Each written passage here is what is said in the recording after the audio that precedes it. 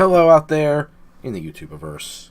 Max here, ready to do battle with the weird formats. We have Quick Draft M19, but it's Exploration. So, this lets us have a 9-card starting hand, this particular format, and we get to play 2 lands per turn, and we have no maximum hand size in the game. So, we're going to give this a whirl in M19, because I think it's weird, and why not?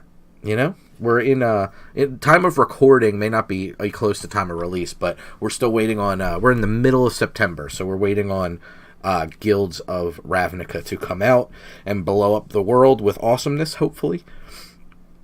Spoilers have started, and they seem pretty sweet, so for now, we M19 draft with this weird multi-ball bonus thing that we get. So we got Dismissive Pyromancer, who seems pretty good, because now I've played this one time. This is my second go-around for Exploration. Full disclosure, I attempted to record without my microphone on previously, so that was stupid. But I have the Dismissive Pyromancer here, and one of the things about Exploration that struck me is the first couple turns are explosive, but after that, the game slows down to a crawl. It's really weird, this very gas and then nothing kind of format. So card draw is still at a premium in the format. I had 2 divinations in the deck. I won a game and then resigned because I was not recording and talking to myself like an idiot. But I do think that this card's quite good. It adds flexibility in a set where you kind of need that. I think the Horizon Scholar is also quite good. Nothing but gas. You can cast this on the 3rd turn of the game in this weirdo format. With less cards, because you're drawing 9 at the onset, so you have 2 less cards in the game. Millstone can be quite powerful. It's already pretty good if you build the right shell around it, but I think that's pretty rough to make do with. Suspicious Bookcase is quite good, so I think all of these are playable here. In the world of commons, I think Shock is quite good. I think Epicure of Blood is quite solid. And I don't love Snapping Drake, and I've come really far down on Disperse in the format. It feels good when you can get like not this, because that has value, but something when they try to enchant it up, and that feels kind of good when you can get them, but it feels as good as when you can get them by putting your Oaken Form on the creature and killing them. So nothing really great there, but I still think Shock is fine. I think Rejuvenator's fine. Guy Making Pizzas is pretty good. In this format, he can come down much quicker, and the fact he can replenish cards, I think, is quite solid. The realistic pick comes down to the Pyromancer versus the Scholar. I don't really know if, looking at the format, I thought Boros would get, it would get a lot worse, but it's actually not that bad, in that you can just kind of vomit down this ridiculous army really fast and then try to power through the rest of your cards. Pyromancer would be good because you can loot away your excess land and do that. The Scholar is just tremendous value, and it comes down so fast. I tried blue last time. I'd like to maybe get away from that, so we'll try the Dismissive Pyromancer. We'll see if I end up in blue, just because, it ends up being an open color. But we could try something hopefully a little bit different. I like Skymarch. I like Fell Spectre. I like Bone to Ash, but not all that much. It's okay. I like the Aven Wing Guide. I like Daggerback Basilisk a lot. And that's about it from this pack. So I'm just going to grab the Fell Spectre, because there's nothing really good for us in red, because I'm not big on the Ogre. It's fine, but not great. I think Spectre will be pretty darn good for us. We have a Meteor Golem, who is going to be quite good, because 7 isn't all that high of a cost in this format to have just unquestionable destroy effect. Seems like it's going to be the pickup for us over an Archer and a Bloodletter, both of which are great, and I'd be happy to have in my deck. But I think the Golem is just too good in this format to ignore. So there's a lot of blue we see flowing, a lot of white, not a whole lot of black or red, unfortunately. It might be worth specking this Mirror Image based on the Meteor Golem pick, but that seems a little upside kind of thinking of me. Explosive Apparatus is fine. It's not great. Child of Night is, as pretty much unplayable as ever. Fountains, it trades off for a card. We're in colors where life gain can matter. a bit for us. So if we grab like a Neonate and then we pick like up an Epic here, the Fountain could be accidentally good, and it just cycles for a card. And it's probably going to end up being the pickup because I'm not a big Hostile Minotaur fan, though 3/3 haste attacking on turn 2 could be pretty gross. I think the Fountain is fine enough. Has a little bit more implication for us, and we get rewarded for that pick now with a Nightmare's Thirst, which I think is just a fantastic card. Going to the next pack, kind of a donk for us a little bit. Yeah, there really hasn't been a whole lot of stuff flowing for us in the world of white, and especially, or sorry, in black, and especially in red. I'm gonna grab a Divination into the board and see if we can maybe end up doing anything with that if we can't find other things. I'm fine on a Trumpet Blast. It can kind of punch through the last couple points of damage. I'm just going to grab the Salvager, though, because I think it's going to be easy enough to pick up a Trumpet Blast. It seems like blue's really undervalued in this format. I'm going to grab this both. Like, I'm just getting an accidental better deck than the one I was building, which is sad. Epicure Wheeling is quite good for us, though. I'm really happy to see that. Frilled Sea Serpent was the best card in my previous deck, I think, but multiple Bone to Ash in a format where you can counter their spells very quickly may mean we should have picked the Horizon Scholar, right? Like, that's really what that means, but that's okay. Totally Lost is a little bit more upside in this format because you can cast faster. Maybe I'll grab the Highland Lake. If we end up going blue-black, I can just splash, but it seems really bad to splash. I don't know. Grab this Sovereign's Bite. Wall of Mist is actually quite good. It ended up being quite good for me because people vomit down such strong cards so quickly. The pick I feel bad about now, looking at this pack with yet another Meteor Golem in it, is I feel bad about the Mirror Image pick, where we could kind of pass the Mirror Image. I'm going to move the Dismissive out. I'm going to move the good blue cards in, because there are a few of them. I will play both Bone to Ash, if possible. We'll see about the Pyromancer, but we ended up with not too bad. I would totally take another Golem here. I mean, Demon of Catastrophes is pretty good. Like, if we can get an Omen Speaker or something kind of lame like that and then just sack it to the Demon. A lot of times, Demon is really hard to deal with. But the Golem may just be better. I'm going to grab the Golem. I'm going to take the long shot here. I don't got a whole lot of chances to play with Meteor Golem, so I'd like to try to do that while I can. I'm going to grab a Nightmare's Thirst here, I think. I think Dwindle's a straight-up better card, but if we can get a couple Essence Scatters, I think we're really going to have a deck here. I think that we have a good shot at a really good-looking control build. Sky March, quite good. No problem with that in my deck. What do we got now? Nothing too great. Again, I'm not high on Disperse, especially in a format where you have infinite mana. So that doesn't feel too good. Marauder's Axe is kind of medium poor for us. Maybe just grabbing a Child of Night to have maybe we have enough late game with the Meteor Golems and the Epicure. I don't think we need a Bog Stomper to get there, but maybe we'll grab Child. Hope to not play it, but we'll grab it. We have Fountain of Renewal and 2 Meteor Golems. Scholar's pretty reasonable. I don't hate that pickup. We got a Sea Serpent. Duress is not great. Two-Headed's fine, but again, not great. We'll grab Sea Serpent and kind of close up the top drops now, unless something absurd happens. Another Scholar seems fine. Although Hired Blade might be better in this particular build. We have 2 Nightmare's Thirst, 2 Bone to Ash. Like, if we can hold up mana, that might be better. So maybe that makes... But the Scholar draws cards. It's got to be better. Well, I think Field Creeper number 1 might be worth grabbing now, because with all the Scholars of Stars, we actually do need things to make them trigger, so I don't think Totally Lost number 2 is going to make it. Oh, Neonate was a great draw. Or a great pickup for a great draw. Great draw, bro. 2 Highland Lakes. Maybe we can splash that dude. The Dismissive Pyromancer. We'll see. I don't mind multiple Wall of Mist. It just kind of keeps things from killing us, which hard to argue against in Limited. Okay, this is a pack. We don't have enough zombies for Liliana, unfortunately. Mirror Image for redemption on our Mirror Golems seems quite good. Rise from the Grave for our Meteor Golems seems quite good. Those are the 2 picks, basically. I like Dwindle and Neonate and hope one of them wheel. I wouldn't mind a Doom Dissenter either. I think all those are quite good for us, but it's one of these 2. I think it's just going to be Mirror Image, because Image can come down as a copy of Bloodletter. It can come down as a copy of Scholars, Stars, and I hope it's not Field Creeper, but we'll try that. Okay, next pack we can grab... Oh, Sky Scanner, quite good. I think that's kind of the pickup with all the Artifact Matter cards we have so far. There's a Submerged Boneyard to try to fix this up. There's a Macabre Waltz, which probably is going to end up being the pickup because we don't have a way to get cards back from the yard yet.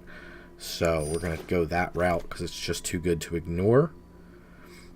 I don't mind cancel. We got some cuts to do. I think Divination number 2 is going to be the way. Because you do gas out in this format. You do just kind of... Like, the beginning, you're kind of trading and trying to figure out where you're all going. And then after you've traded blows, the game kind of comes to a stall, is my experience in, again, the one time. I played 3 total games before I resigned. So,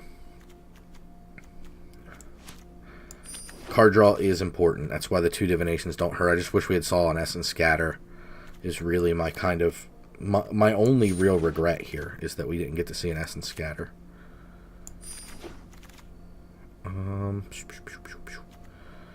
Infinite Uncomfortable Chills. And Infinite Sea Serpents. I do think people undervalue that. The Unblockable, you have so much mana and nothing to do with it later in the game in this format, that the Unblockable, actually, like the 7 mana you invest, like, cool, I have 7 mana and 4 mana up. Like, there were games I played with the last deck where I was just able to make the Sea Serpent unblockable and then just smash them with an Essence Scatter into whatever they cast. Hey, my Vault got open. Nice. Let's go ahead and take care of that real quick. Let's cancel because we're back building. Never mind. We'll deal with that later. Though it's going to pulsate and bother me. Alright, so let's figure this out. We have a little life game package here, multiple Epiceres, Neonates, and Fountains to give us some reach. The Nightmare's Thirst really go well there. I really think that's nice. I think Child can come out. I'm not really in love with that. I think all that's fine. Two-Headed can come out. Again, my weakness in this format is actually playing creature spells. So that's really a big problem I have in this format. It's like, yeah, non-creature, all these creature spells can go, and I'll just keep all these non-creatures and get blown out by somebody who's playing green. It's really a problem. I think Totally Lost can go. Fountain may have to go. It's either Fountain or Field Creeper, and I just feel like, let's check creatures. 1, 2, 3, 4, 5, 6, 7, 8, 9, 10, 11, 12, 13, 14, 15, 16 creatures. It's actually not too bad. 16 creatures is pretty good for me. So maybe we can drop Field Creeper. I don't hate that. Let's see where we're at in terms of deck now. 42. I don't want to drop any of the top end. Like, the Sea Serpent's going to kind of win us some games. We don't have a whole lot of evasion to win a game. Like Skyscanner, Bloodletter, and Fell Spectre aren't quite enough to punch through the last points. Maybe combined with our little, like, life gain drain package, we can get there, but I don't know if that's necessarily the case. So I'd like to kind of keep everything there. I mean, Cancel's just having a... I mean, it gives us 3 counters main. Maybe that's aggressive, but having a counter for anything feels pretty good.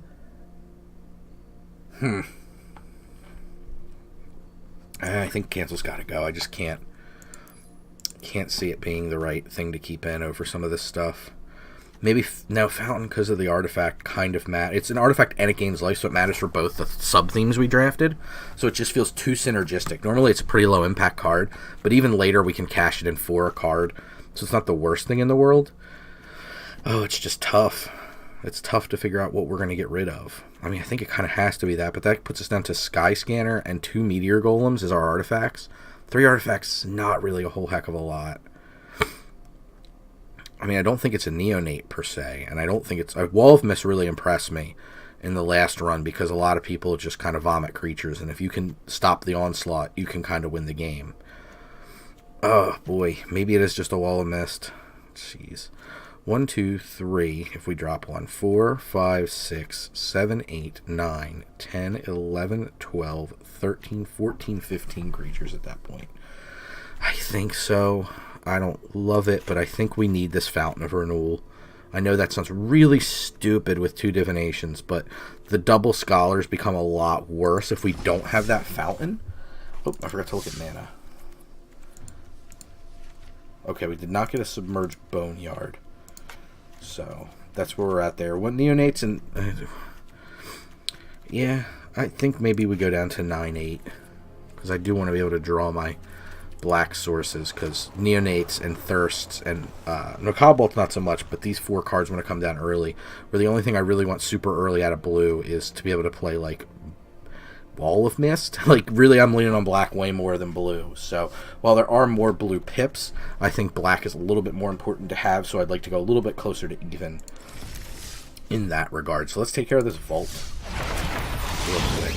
Boom, boom, boom, boom, boom, boom, boom, boom, stuff. We got stuff. I need common wild cards. Where are they at? Alright, cool. Got that vault. Awesome. Let's resume our foray into this crazy format of lots of cards and lots of land. But you'll see how explosive this this format is out of the gate. And then how...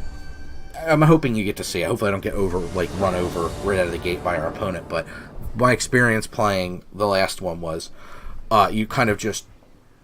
It's almost like the game happens in 2 pieces. It doesn't have this elegant build. It has kind of this... Bleh, bleh, you just vomit at each other. And if no one's drowned or died from over-vomiting, then you get into the next part of the game where you're trying to just maximize your value of cards. Hand like this, I kind of have to keep it. I got 1, 2, 3. We got 4s and a 7 for the late game. It feels pretty good. First turn we can play Wall of Mist. Second turn we can play Skymarch Bloodletter. If we draw land, we can Wall of Mist, maybe something else. We'll see. Again, you're only drawing 1 card a turn from here on out. I don't know if this format would be better or worse if you drew 2, but it might be too crazy if you drew 2. I don't know. It just so far my initial impression was I don't like that the game happens kind of over two disparate pieces. Like I don't like that the game feels like you're playing almost 2 games in one. It feels a little weird to me. It's a little clunky. Also, opponent playing 1 land on their first turn may mean that they don't fully understand that this is maybe their hand's just full of spells. I don't know, but I don't what. Well, I'm confused. We'll see what opponent's up to, but Lightning Mare really doesn't scare me too much. But the problem is, mana efficiency demands that I do something a little bit better than... I think I'm just going to hold Bone Dash. If they want to hit me for 5 with the horse, they want to hit me for 5 with the horse. I don't mind. If they're not hitting... they're not casting spells, they're just spending their turn to 5 me with their Lightning Mare. That's fine. I can play a Skymarch at a point and block it. That's no problem. Okay, they just went for the 3, which leads me to believe that they're going to try to cast a spell here. Hopefully it's a decent creature and I can Bone Dash it. I don't mind trading down in the Bone Dash because it just replaces itself, so... Don't like spending it on that, I can tell you that much. But it is 2 creatures, so... it gets to replace itself. It doesn't feel too bad. Let us div. I'm going to use all the blue, because if I donk on lands, I can at least play that Neonate. Okay, good. Neonate. Neonate.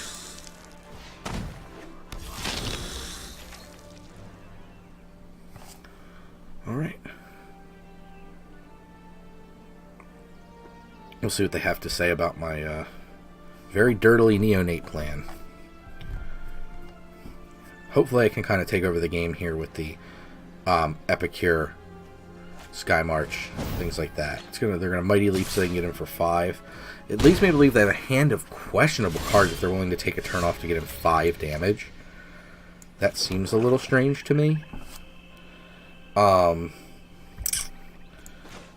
just gonna play Epicure. It's not terribly mana efficient, but I still don't have an artifact to get value off of the Scholar, and I'd prefer not to just throw it down. It can't block a Lightning Mare, and I'm not in a position to race them yet. So I don't love that, but the Epicure can kind of help me take over the game in concert with Neonates.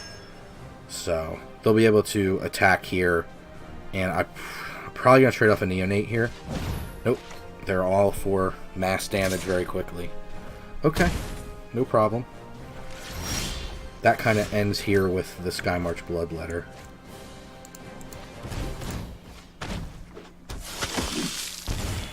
So we'll see how that goes. I'm going to go ahead and Nightmare's Thirst now, because there's no reason not to.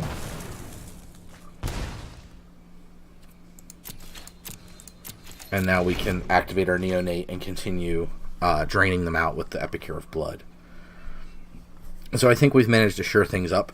Still a hairy situation, to be sure. But we'll see what we can do. Dwarven Priest is totally fine. I don't quite understand that. I would not have expected that out of the opponent, being so hyper-aggressive earlier, but the fact they have the... I mean, it could just be they needed a curve filler. I'm not really sure. But that seems odd to me. Again, no artifact yet. So I'm just going to play a little bit more conservative. And grab me up. And I could Nightmare's Thirst. Yeah, let's Nightmare's Thirst. And just get rid of this Drill Master. Keep their board clear. Make sure we're still alive and healthy. Lets us swing in the Neonate and the Bloodletter. Like, this Dwarven Priest can't attack back. Like, it's really unthreatening. So, I don't mind this. If they block and get rid of it, cool. If they take 6, cool. So, I think we've managed to kind of battle back a little bit. I think we stopped the pendulum and turned it a bit in our favor. I could be wrong. Our life total isn't super high. Like, it's weird. I don't understand the stack with its, like, white-red aggro life gain. It's not really. Those two kind of strategies are generally at odds with each other. So that seems a little strange. I think I'm just going to pass the turn here. I don't really see a need to do much.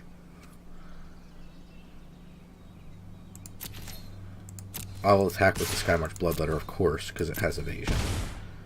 No, end the turn. It'll let us just activate our Neonates, keep them under a clock, keep our life total healthy. We'll swap life totals here at the end of this turn. We'll go from 11 to 9 ourselves. I'll certainly block the Anake Ogre with Salvager of Secrets if they gave us the chance. They didn't.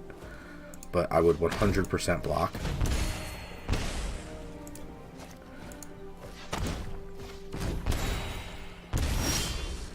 Okay.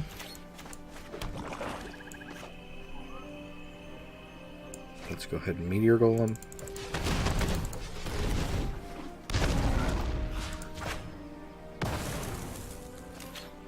Try to combat in here.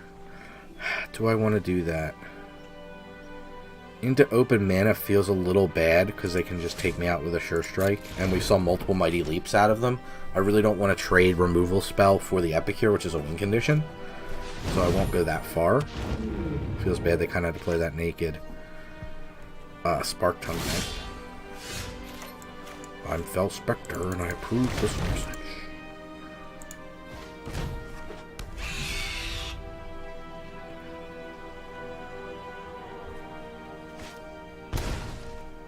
Okay.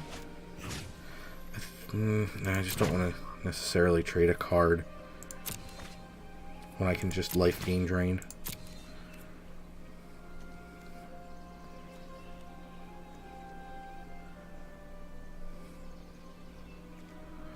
I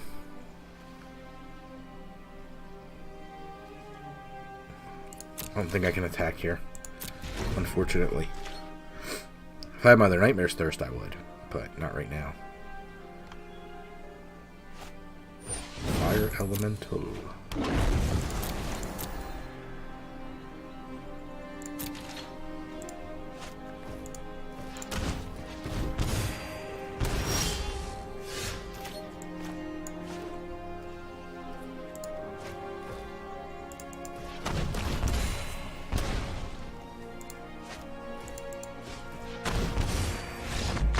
Okay, they scooped. I don't know why. Sorry, I wasn't explaining there. I could have gotten... they had 3 blockers. I had 4 attackers after that. So I could have gotten through the last point of damage. So they saw what I was up to. So far, so good on the hit parade here. We're playing against Iotsko. Sounds like a name, certainly. We go first. We mulligan, because we have 1 land and 8 spells. What the country? What a crazy hand. 1 land, 8 spells, and it was off color for our Nightmare's Thirst, too. You just can't keep that kind of hand in any... Not in any format, but certainly not this format where it's like an embarrassment of riches. 1 drop, 2 drop, 3 drop, 4 drop. 5 drop on top.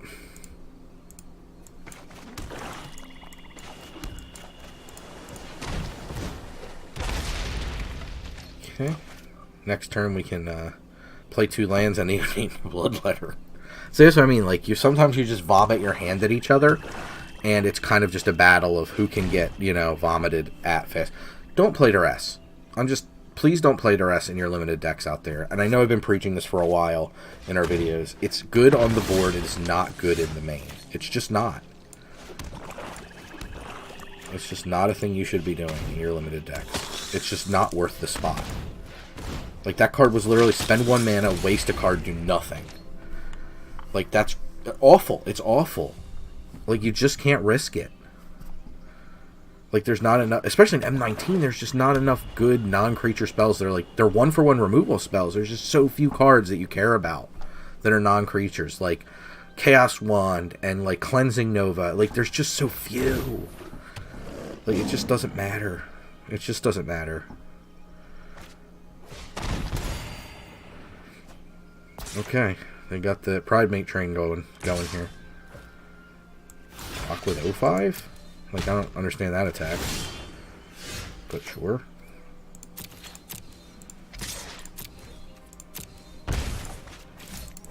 Skyscanner was a nice draw for us. I kind of don't even care what we draw. Ah, crap. Punished for tapping the black mana. Oof. That's okay. We'll figure it out. Skyscanner's a nice one because Scholar can draw us a card next turn. Just keeping cards flowing in this format's very important. You start off with a lot of cards, but keeping the cards flowing is really, really important. I can't overstate that. This format's just as susceptible as any other to kind of overdrawing. Again, swinging that 2/2, I don't understand. Like, there's nothing in the format that punishes me for blocking that. Oy. So, I'm thinking we can neonate, gain a life, Nightmare's Thirst,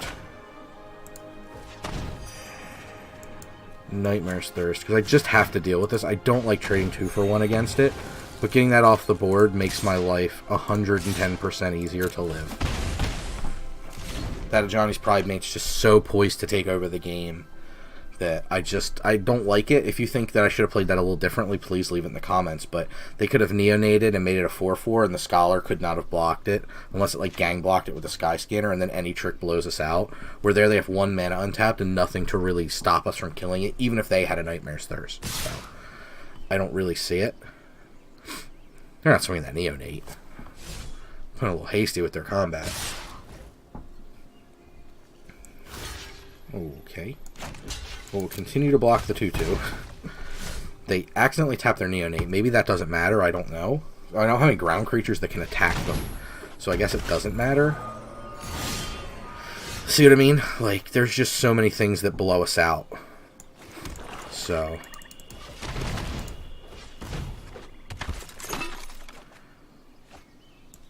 play another land.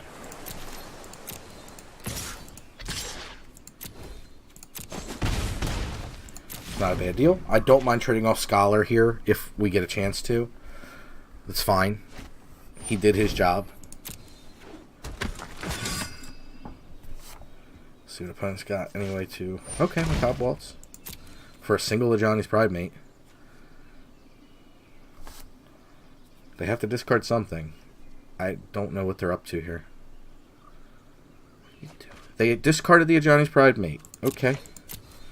Sometimes you don't read your cards, I guess. I don't... Yeah, okay. Alright. Yeah, I'm embarrassed for you too. Yeesh. Gotta read them cards, guys and gals. Please read your cards. Please read your cards. Think your plays through. If you watch live with Dan and I, you've heard me yell at him 100 million times for not thinking. Even something as simple as going to combat. Maybe that's not right. Should you have played a land first? Should you have played a spell first? Should you have, should you have gone right to combat? Most of the time that's correct. But is it correct every turn? Take a moment and think. You have all this time to just evaluate your decisions and really think them through. So please make sure you do that. Mike Sigris is a great example of a player who really takes his time and thinks his lines through. Tom Ross, the boss, was a great example of that too. Just please take your time. Like, I'm not saying to slow play. Just please take your time when you play Magic. Like, there's no big rush most of the time. The clock is there. Don't let that dictate how you play the game. Just take your time and play. This hand's an obvious keep. We have a 1-drop, 2 3-drops, a 5-drop, and a 7-drop, which, seems like a hellacious curve until you can play 2 lands a turn. Then things are all gravy.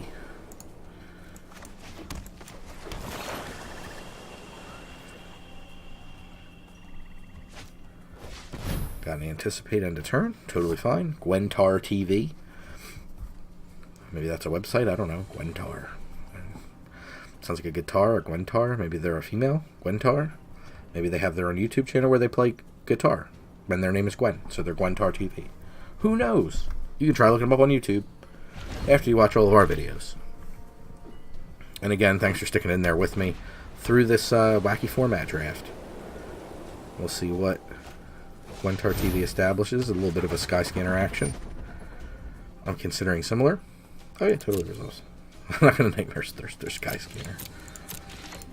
I will use that to better effect later game. I do hope.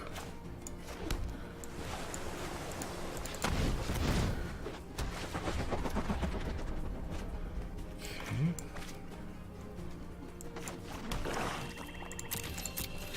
In case I try something dopey, I will keep a Nightmare's Thirst up, like putting a Nightly Valor on their Skyscanner or some such nonsense. I will not block their Skyscanner.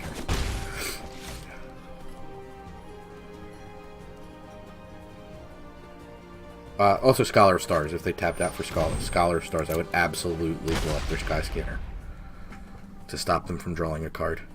It cost me basically nothing to do that. Cancel that. I want to keep that black up.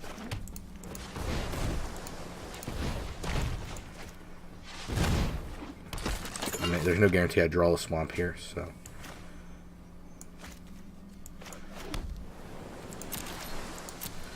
I don't mind serving back in the air, because again, I have more opportunity. Like, I can mirror image next turn and copy Scholar of Stars and get another draw off of it. Things like that are pretty attractive, and reasons not to necessarily waste cards if I can help it. Star Crown Stag, that card is awesome.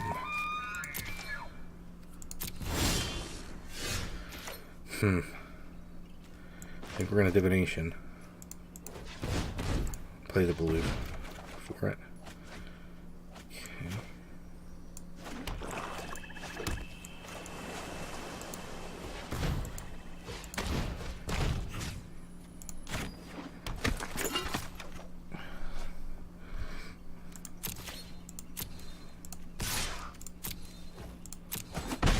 Okay. We'll see what we can do. The Nightmare's Thirst again, just in case something gets out of hand.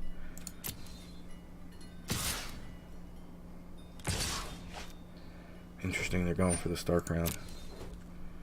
I'm going to try to block.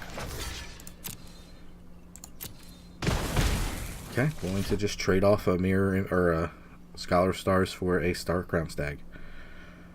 That seems like an odd trade to me. Trusty Pack Beast. Okay, that explains why they're so anxious to trade off Skyscanners. Well, I think I'm just going to go for Epic here. Well, they're tapped out. I don't see any reason to wall here or divination here.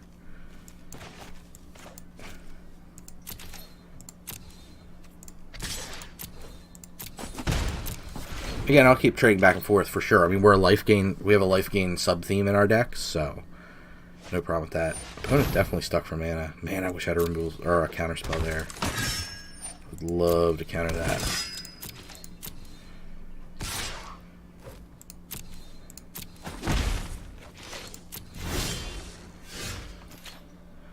Let's start off with a div. Eek. Not great.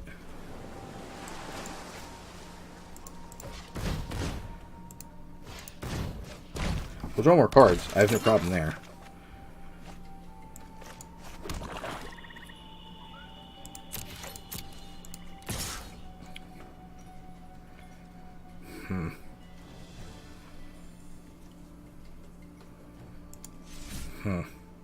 Do I want to go mirror image plus epic here? Well, I know I want to do that, so we'll go one attacker. I kind of want to leave this up so I can trade off the epic here for one of the Goofus and Gallants. Gallant. Or Goofus, rather. Most likely, not Gallant.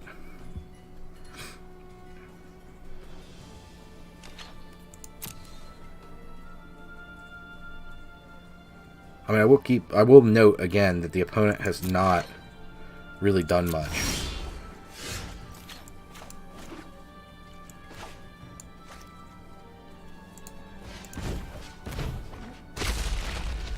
I wonder what that means. Okay. I think we hit a spell on this one.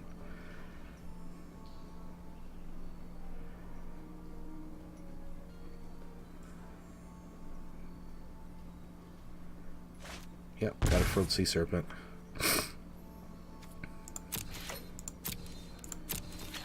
They have far more chance to have another, like, Trusty Pack Beast to get value off their Sky Scanner, so I'm not going to offer a trade. Lux Online Breaker, please. Absolutely. Man, I just don't know where to go here.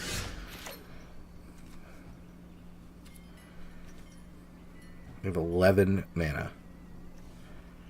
7/4 is 11. Maybe I just take the Sky Scanner down with the Meteor Golem, and I can get in with Sky Scanner and Fell Spectre, and I can kind of try to take advantage of things. I guess.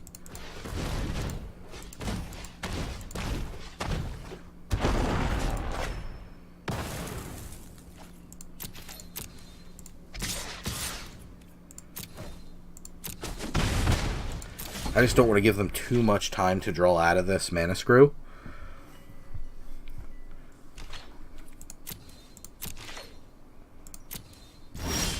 Clocking them for 2 a turn, while not the best clock in the world, is a clock nonetheless, where they're presenting nothing.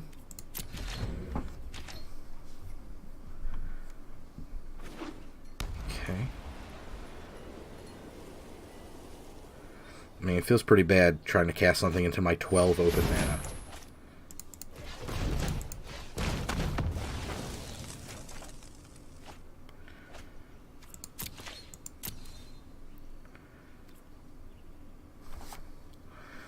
Yeah, unfortunately, opponent, I don't know if there's much you can do here. Oof, another Bone Dash.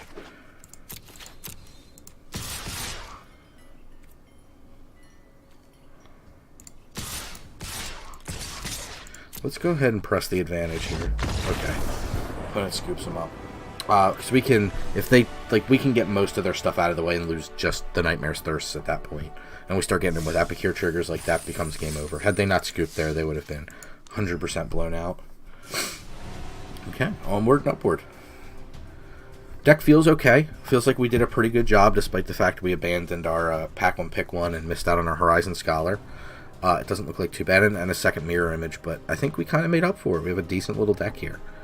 It's working out pretty well. And again, I think we haven't really seen. We saw a little bit where the games become a little attrition-y after your first few turns. It just becomes a kind of fighting with what few resources you have. It very much becomes a top deck where it's with cards like Divination and things like that that grant you card advantage are so important in this format. This seems fine. It's not great, I will stress that, but it seems fine. I'll neonate and fountain first.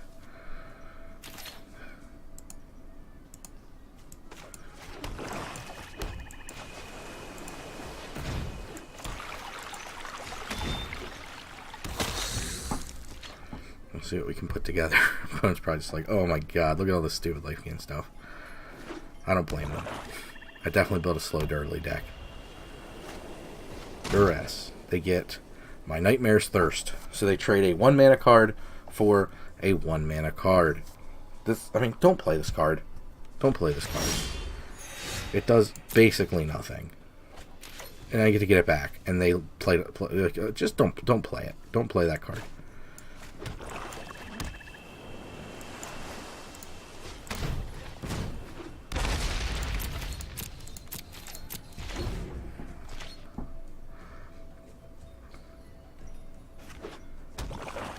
Man, our deck is a pile of poop. They know half of our hand with the mirror image here. Gargoyle, Sentinel. Opponent also kind of playing trash. Let's go ahead and activate our Munite. Try not to miss those.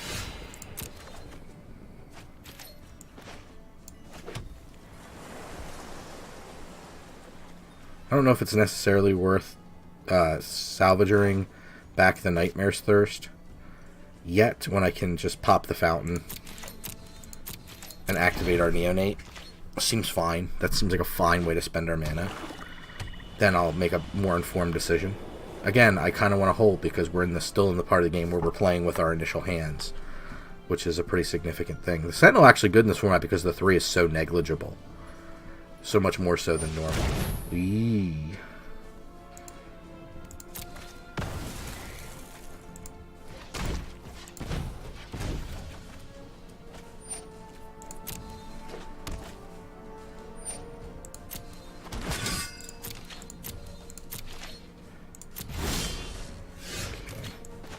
Forgot to activate the Munite. Just spoke about how I didn't want to miss that trigger if possible.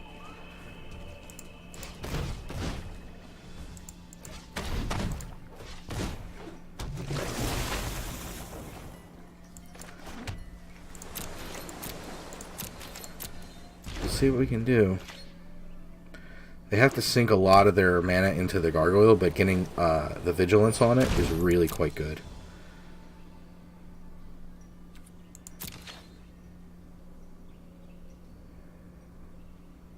The 2/2 is irrelevant. I can just block that with an 0/5. If they want to, like, Mighty Leap it or something, I don't know. There's no real way they punish me for that.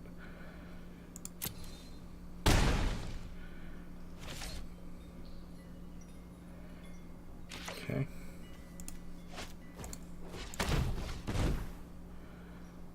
A little gain and drain action. Cool, cool.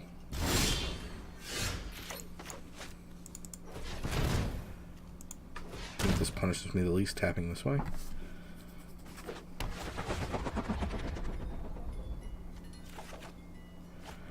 Yeesh. Not a great draw there.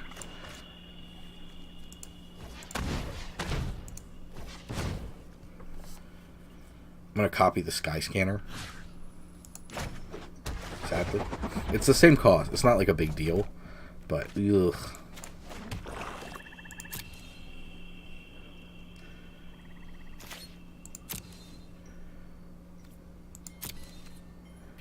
And I know we have the Nightmare's Thirst, so it's a lot harder to get value off of it.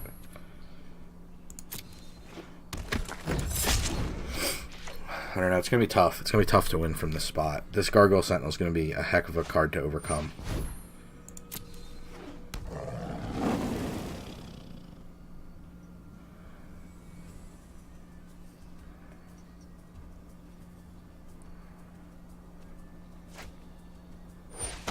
They want a Nightmare's Thirst the Vanguard.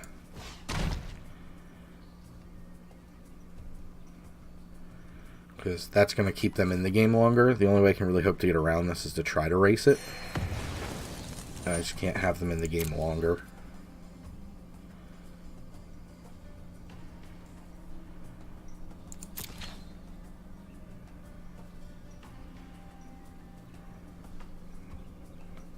Gotta hope to draw an action spell here.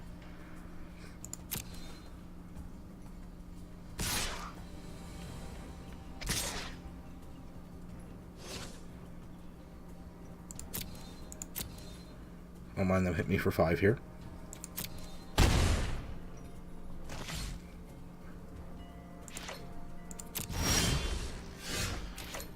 Marchy B.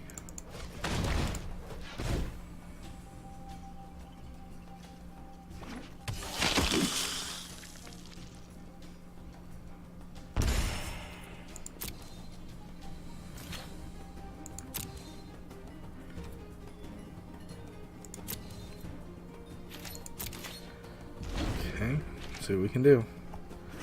Nothing more we can do. What's a dinosaur to do when there's kids on the ice? So this has first strike and or vigilance and defender. So we're getting to the point where one more flyer and we can actually gang block this thing. Or a our second thingy thing, Nightmare's Thirst. I mean, we don't have many turns to draw to that, but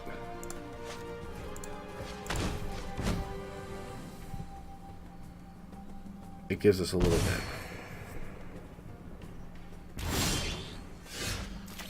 Kabu Waltzu. Okay.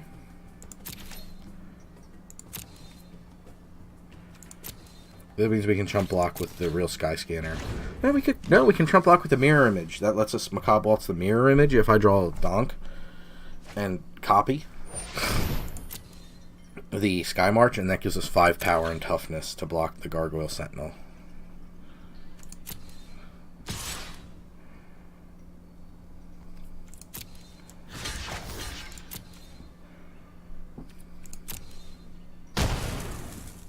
Probably should have just blocked with the Sky Scanner and Epicure Blood.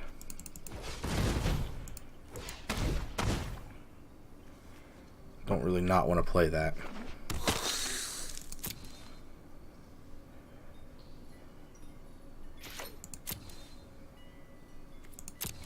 I will, again, I'll run the Sky Scanner block here. This time, because Macabre Waltz is powerful enough, I can get both back.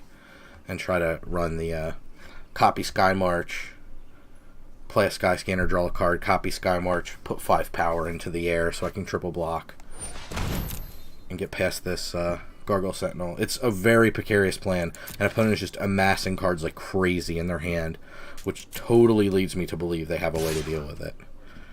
But it's kind of all we can do at the moment, unless I draw something better in the interim.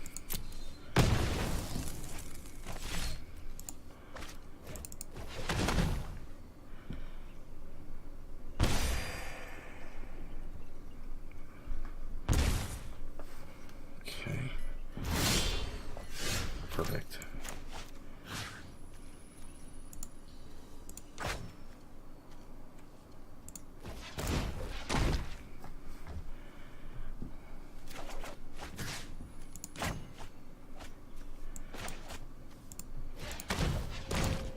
Let's start with a draw here, because that may get me something relevant.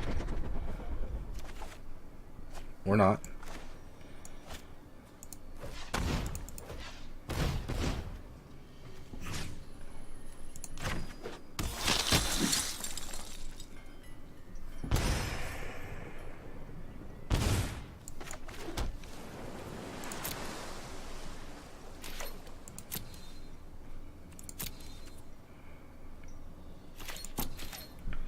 Now I'm questioning the triple block. If we can go 2 over 3 turns, is our clock better? Our clock may just be better now with 3 blockers. And the Tusk is fine. Just like flat out nothing. If they attack with Gargoyle Sentinel, they don't get to defend with it. So I'll chump block with. Now they don't get to do that at all.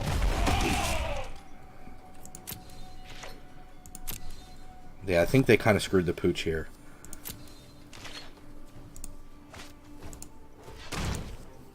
Because now I get to attack him for 4.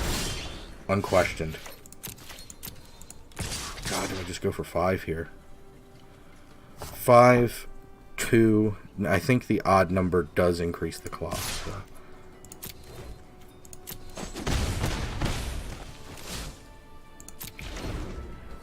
Yeah, so that will help.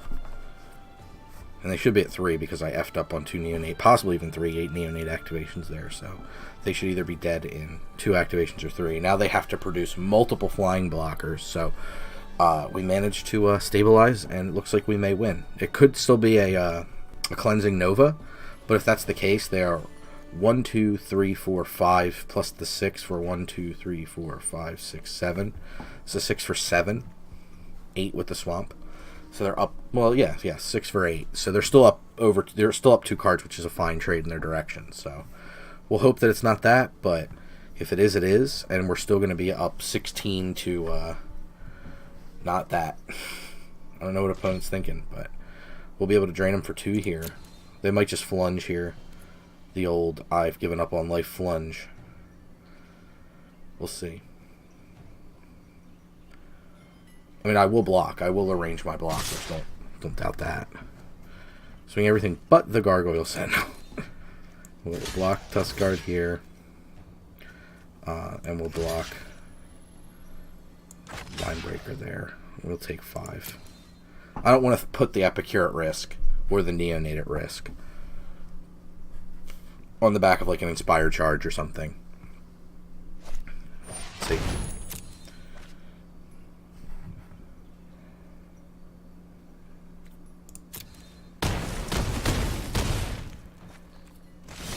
I don't know why they did not attack with the Gargoyle Sentinel. I guess they didn't expect me to arrange... And I would have probably arranged blocks differently for Inspired Charge had the Sentinel been in the air along with them. But that is fine. That still does not a win make.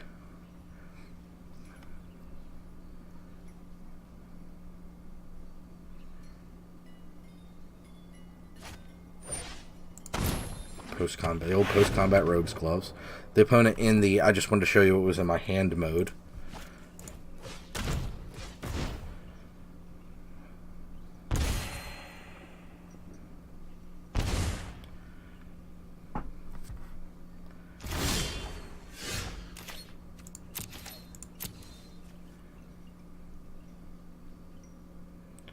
Nice. Well, I won't send them the good game. I'm just hoping that they let me attack.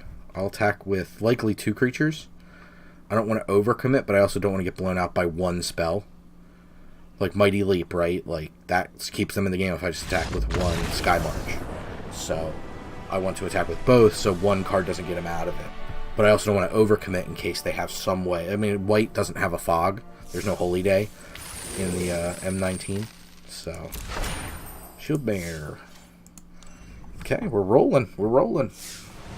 We're exploration champions so far. We'll see how it holds up for us. We'll see. Let's hope. Hope I don't miss as many neonate activations as I did that previous game. Man, opponent really kind of dropped the ball on that one. Especially, they lost it in the turn where they tapped out and did not leave themselves the Gargoyle Sentinel available to block. I would probably have not run attacks. Even if it were correct, I probably wouldn't have even considered it. Because I wouldn't have saw that. I mean, it took me a minute to catch that line of, oh, wait, we can just win here. I'm going to mulligan because it's a really... Like, 2 neonates is cool, but it doesn't win a game by any stretch. When in a format, your opponent can start dropping, like, Colossal Dreadmauls on turn 3. Really doesn't behoove you to have 2 O3s out, which will save you taking any trample damage, but they won't the next turn. So we'll see what we can produce. Yeesh. Normal size hand. This isn't exploration at all, but it is a key. I don't need any land here.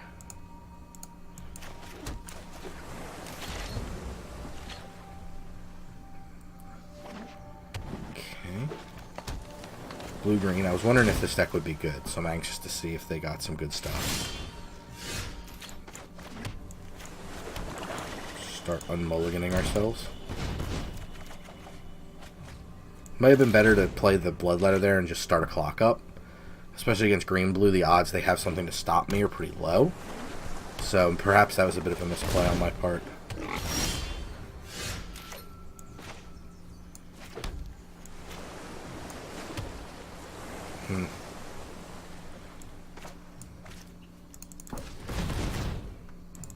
It's really, I can't Bone Dash plus, so I'll just salvage her. Get myself a divination back. Hopefully they can't go too big too fast. If this is Dreadmaul, obviously it's almost a game-losing play. No blocks. I don't mind taking a hit for 4.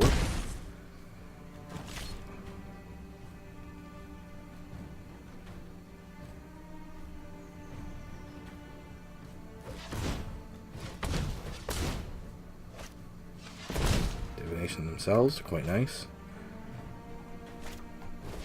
Daggerback is good, but not spectacular. Okay.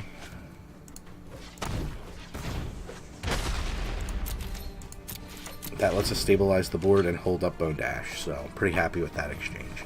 Now they may be a lot more prone to play a creature to break the stall. So we'll see if we can... We got lucky. We got real lucky that their turn there was not something crazy like a Dreadmaul.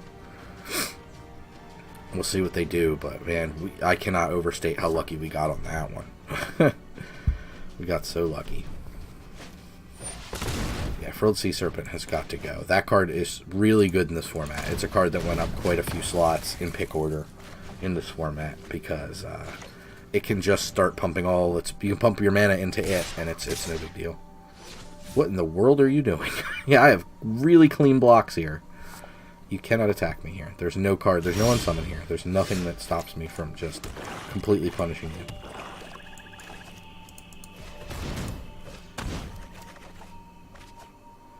Nice. Good draws there.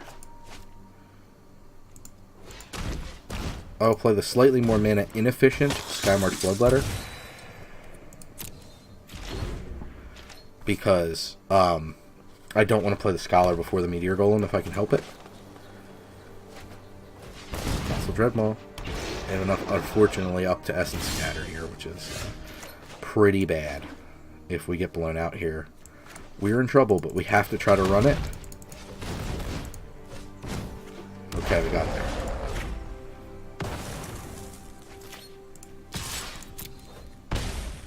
Alright, sweet. Alright, we're turning some things around here.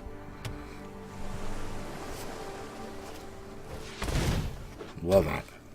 Still have clean blocks on boars. Totally lost. Wow. Savage.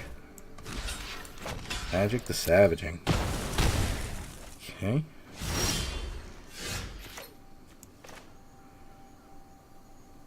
I think I'm just going to run Scholar Stars. Like, I kind of don't care.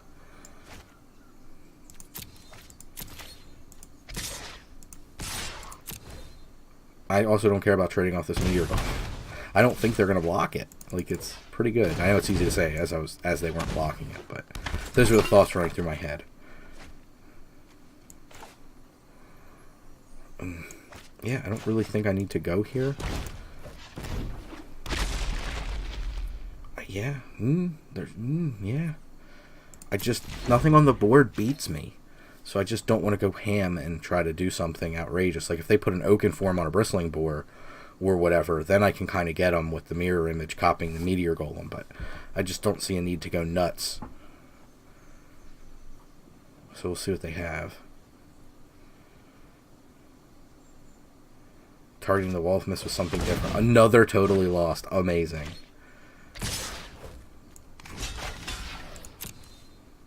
See if they have like a Titanic Growth or something. Nope. Just happy to send. I mean, they keep having to deal with the Wall of Mist.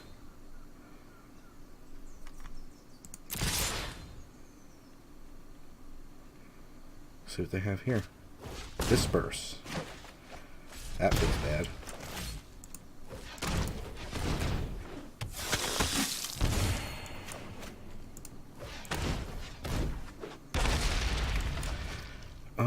No, I just, again, don't see a need to do that. If they attack with the board just out of frustration, then I get to just blow them out. This is gross.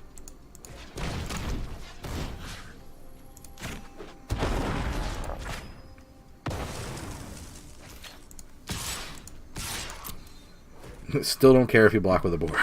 Like, this Meteor Golem did so much work this game. And I get to bone to ash their creature, which is going to be gross. Man, there's some games you just feel like a genius for no reason. This is one of them. Good game. Jeez, Fell Spectre, actual lethal. Yeesh. Well, that felt great. That was one of the best limited games I've had in a minute. And it looked dicey there for a minute. We managed to overcome. Nice job there.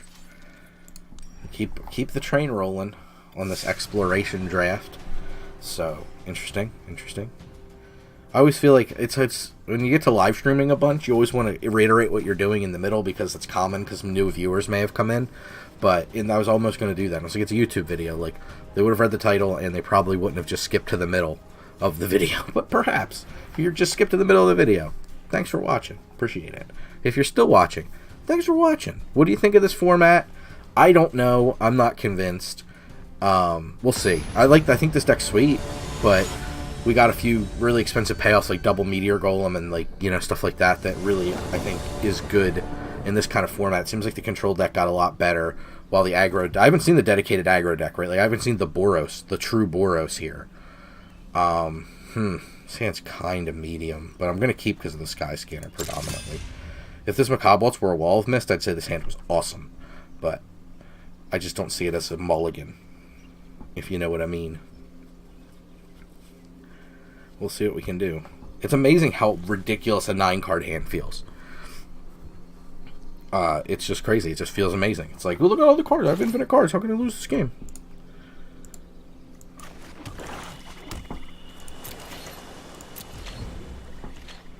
See what we can do. But we've seen a lot of planes. All right, here it is. The Boros Menace. Maybe it's a life gain deck. I don't know. We'll see. I guess we'll go Sky Scanner.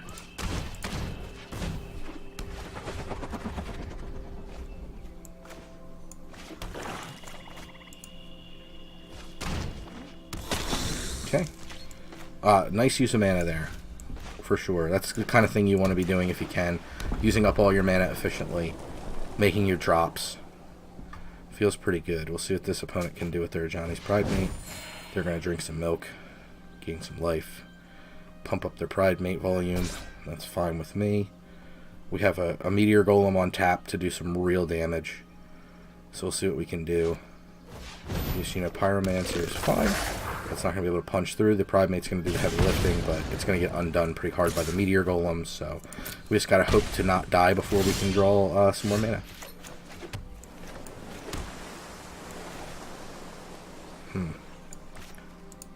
I think I'm just going to copy the Sky Scanner. As much as I'd like to save this for a Meteor Golem, I think we just need to run some blocks if we can, and that was fantastic. I'll swing one. Because I can block Neonate on Pyromancer, Pride Mate on Mirror Image. Mirror Image can go down. I have a Macabre Waltz right back. It's fine. I'll let them try to sink a little bit more equity into this Pride Mate. And then get them with the Mirror Golem, hopefully. Hopefully they don't route the other way and try to pump the Pyromancer. I'm hoping they just kind of put all their eggs into the Pride Mate basket and really make a big mistake. Rustwing Falcon. I can't beat that card. That ain't right. Priest is fine. I'll continue to pump up the volume on the Pride Mate.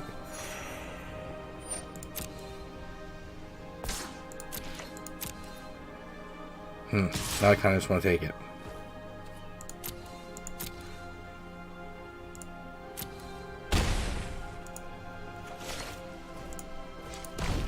The reason is because I can present a double block on the Rustwing Falcon.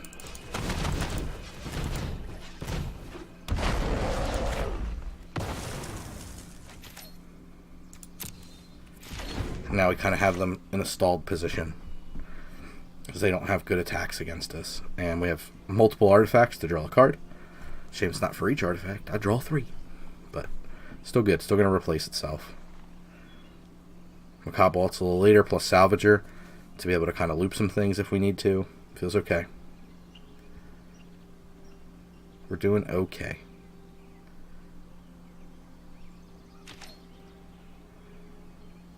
See what our opponent's up to here. If this is Inspired Charge turn, I think I'd rather...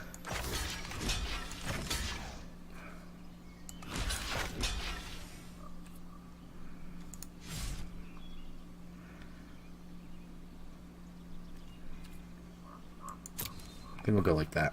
I don't want to lose all my artifacts to an Inspired Charge. I don't mind taking 8. It'll be not great, but I don't mind. If it's a Trumpet Blast, like, that's fine. If it's a removal spell, even better. Like, no problem there. They pick the Mirror Image as well, which means now we can Macabre Waltz it. So that feels pretty good. Crash through. Okay, that's fine.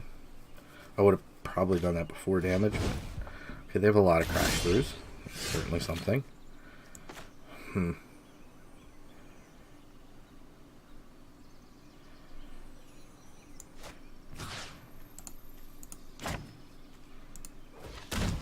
think I'm just going to get rid of the Salvager of Secrets.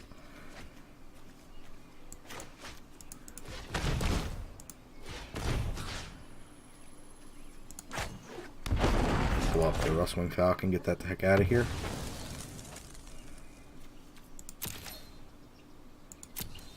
And we'll be able to neonate end of turn. So we'll see what we can do to kind of stabilize. I'm thinking I mean, our goal again is to control in this deck. Our opponent's trying to push all this aggro on us, and we're trying to kind of stop them and keep the pendulum. They want the pendulum to swing and just blow us away, right? We want to stop that pendulum. Far outside this Bone Dash. For each non-creature token. Far outside this Bone Dash. Okay, opponent had good card. Still may be hard to win. We'll see.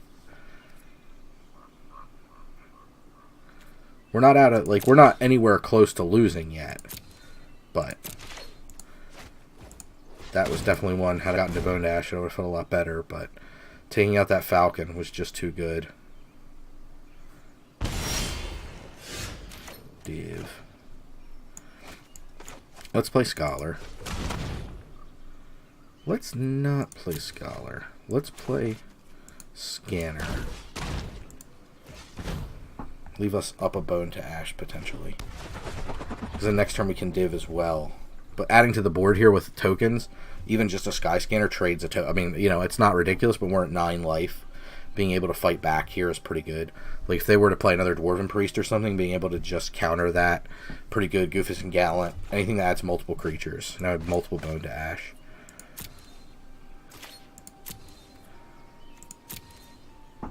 So they're trying to push that pendulum, right? They want that to swing and hit the other side. We're trying to stop it and push it back to resting. And then we move it back to where we're winning the game. That's really what we want to do as the control in this particular matchup. I'm going to go ahead and just Bone to Ash that. Any creature, basically. Especially a big one that can punch through a lot of damage. I just want to get rid of that. And just, you know, replace it with a card. That feels okay. Great.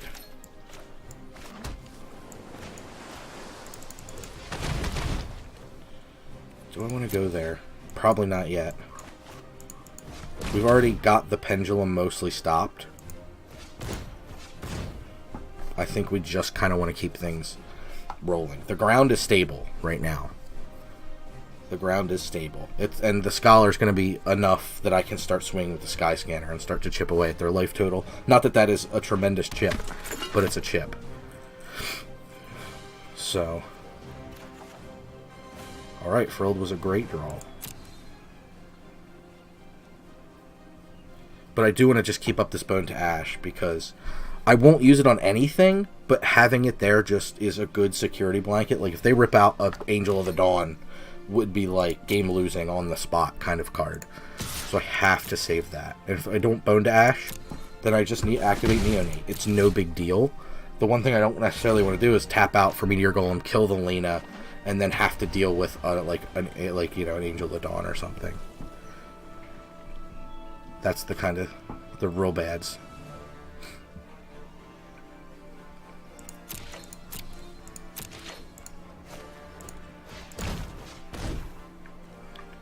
But chipping away 2... I mean, we're on 2 per turn now with the Skyscanner attack and the Neonate activation. So, okay, Epicure is with 8 mana is puts us under the realm of that. So I'm just going to div.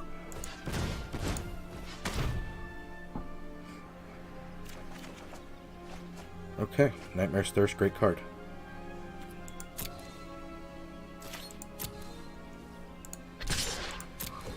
But as you can see, you know, we've kept really far ahead of the opponent in terms of cards.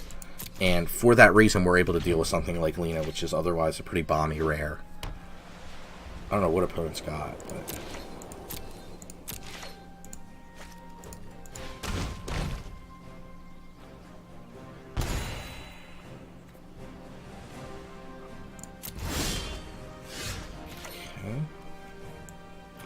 With 8 mana, we can play Fell Spectre, get the last card out of their hand, whatever the heck that is. They lose 2 life for sandbagging a land in this case, if that's what I think it is. Nope, it was a Sure Strike. Okay, we got a real card out of their hand.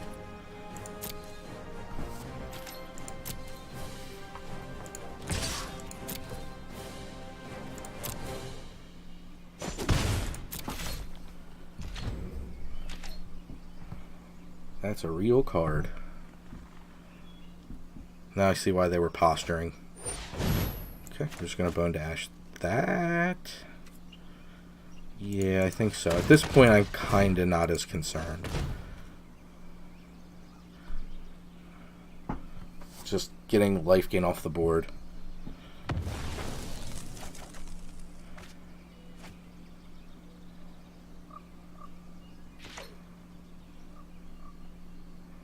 And now we'll be able to activate Neonate, play the Sky March, kill the creature.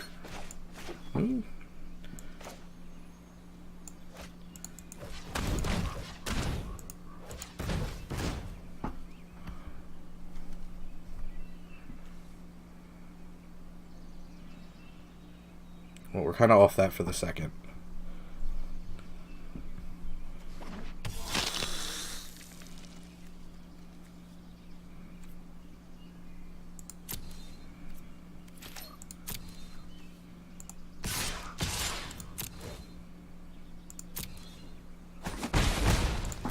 Okay. We can kill any 2/2 if we need to. We can definitely kill the Viashino Pyromancer with the Nightmare's Thirst. Okay, wow. That felt a little preemptive, but opponent was kind of in the headlock, and we know we were able to take over the game. I don't know if they knew that, but we're up 5 cards to 1 in hand. Our board was way better than theirs, so I don't necessarily blame them. Hey, and as you can see, the games we've taken. Oh my god, sorry. The games we've taken out of Johnny's Pride. Ugh. The game. Sorry, I'm disgusted by myself for the token.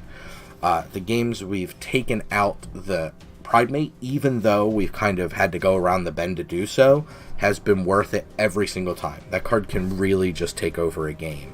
So I think it's absolutely worth taking out. I don't know if it's how far you go to stretch around it, but generally when an opponent plays it, it's really rare they play it as a 2/2, which is a great reason to play it as a 2/2, by the way. If you don't have anything, you just drop it, and your opponent will go around the bend to spend their better cards on it. So you can kind of, you know what I mean, punk your opponents that way, which is pretty fun. But 99% of the time, there's a reason that card is in their deck, and they're playing it for a good reason, and they will often just blow you out with it. So if you can get rid of it, please, there's no lands here I'm going to mulligan. So if you can do it, do it. Half and half. We're on a little bit of the expensive side of our deck. A 5-drop, a 5-drop, a 6-drop, and a 1-drop. But I will keep nearly anything on top, because first turn we can Neonate, second turn we can play a Fell Spectre, so not too bad.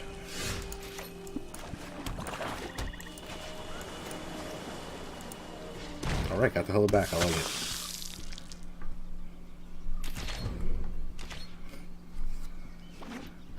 So the opponent's got the Corporate G. Brawlbash, good card.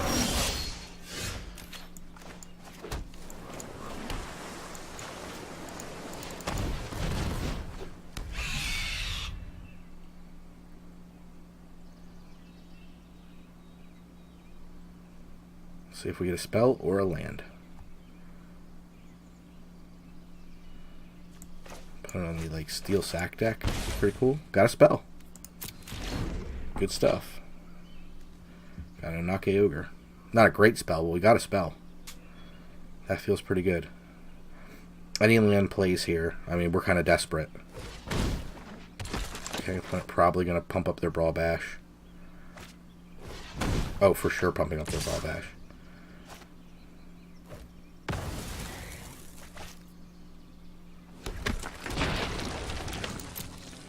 Five. Okay.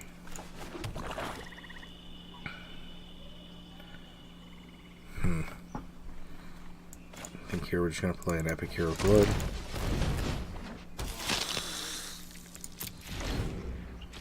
We have decent blocks now.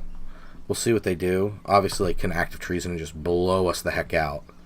But, you know, is what it is. We'll see if we can fight through it.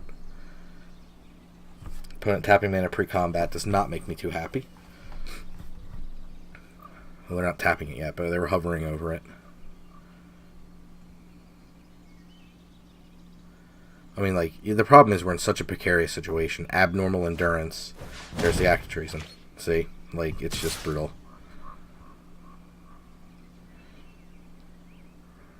I mean, probably everything swings sans the Doom Dissenter. Wow, I'm actually surprised the zombie didn't get in.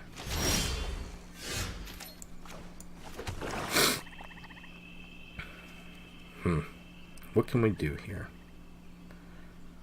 I don't know if there's much we can do, but just keep trying to present a big wall. Based on how the hand's going. And eventually, I mean, they do have a lot more gas, so what they're trying to do, and their deck's cleverly built for it, is try to utilize those 9 cards. These 9 cards are going to win me the game. I want to try to get 4 or 5 really powerful spells that can straight up win me a game in one shot. Okay.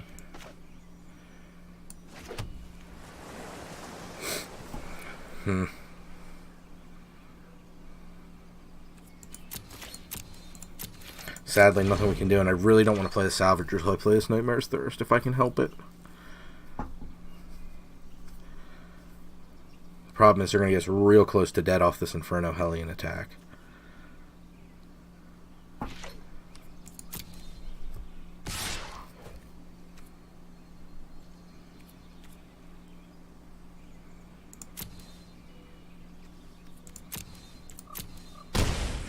Take 7, I guess. I don't love it, but the Brawl Bash has got us in a pretty tight spot.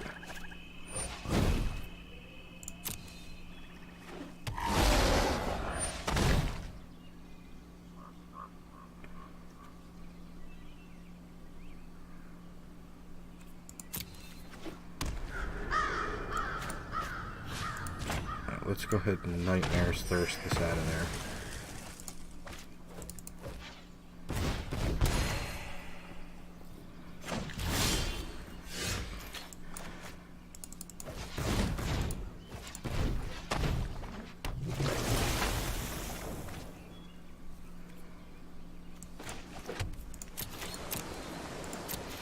Okay, we'll see if we can try to hold things down.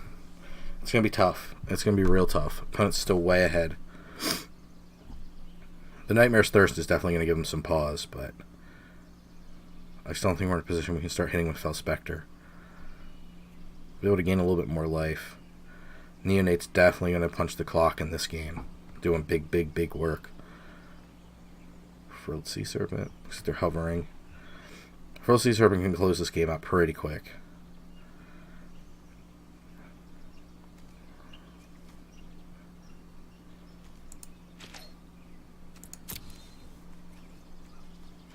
They've cast 7 spells. We've cast 4, 5, 6 spells.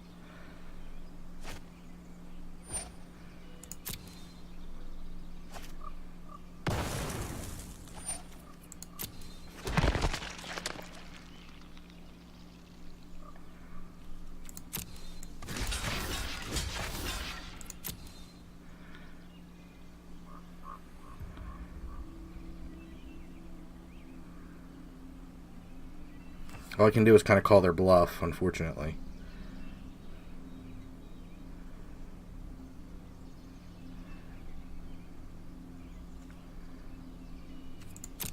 I'll pass back here. I'm fine with that. Split in the world. Okay.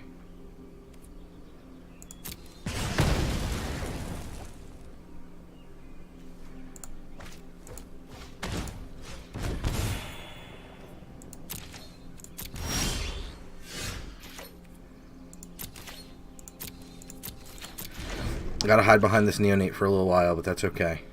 Our deck, I think, is more favored in the late game. I don't know, obviously, the construction of their deck.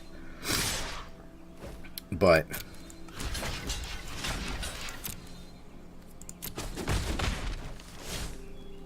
Plague Mare here could be pretty bad, but I mean, nothing doing really.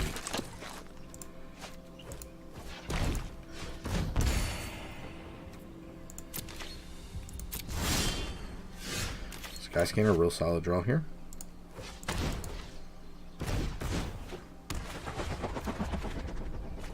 Scholar Star's excellent.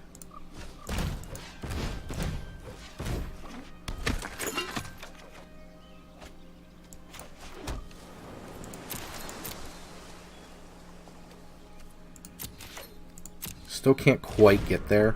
I mean, I could start attacking with the Fel Spectre this turn, but I don't think we quite can.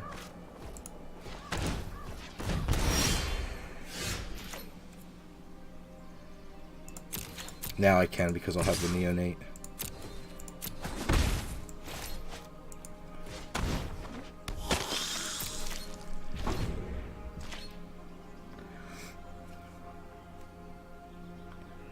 Not real sure if Desecrated Tomb is good.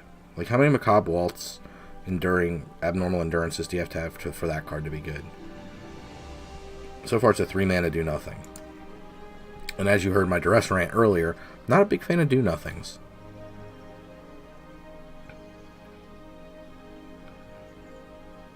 Let's see what we can do here.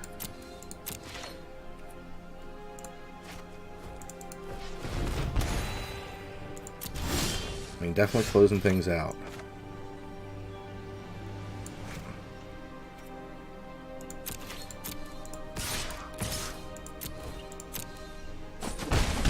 Okay, we're getting ready to where we can turn the corner.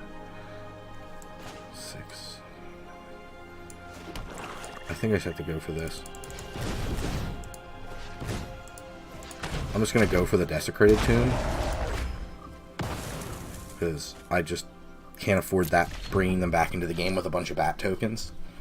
So we'll try holding for now, see if that was enough to take over the end of the game. Now Macabre Waltzes and things don't mean anything, instead of like bat tokens plus additional value. So hopefully we've stopped it and we can turn the corner from here. We're doing 3 to 4 damage per turn, so we're on a 3-turn clock, which is quite nice. They'll be at 9 when we untap. They'll go to 7 after attacks. Potentially down to 5 off Neonate activations. They have to present something bigger than a 3/3 creature. Otherwise, we'll just get to take it out with Nightmare's Thirst.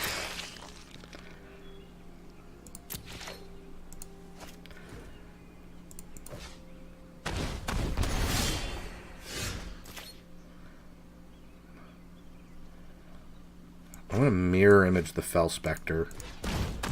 That's going to deal 4 to them, which is actually disgusting.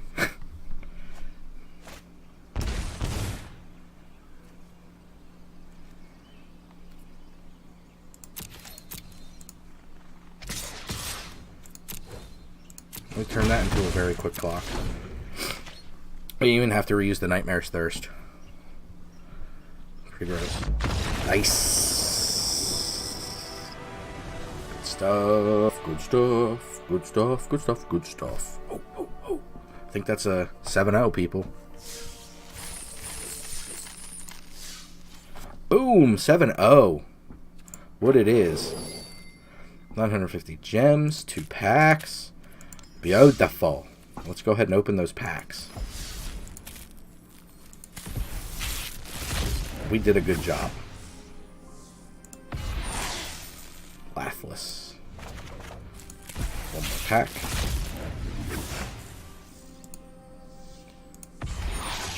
Mentor of the Meek. Awesome. Well, there's your foray, our foray into this exploration format.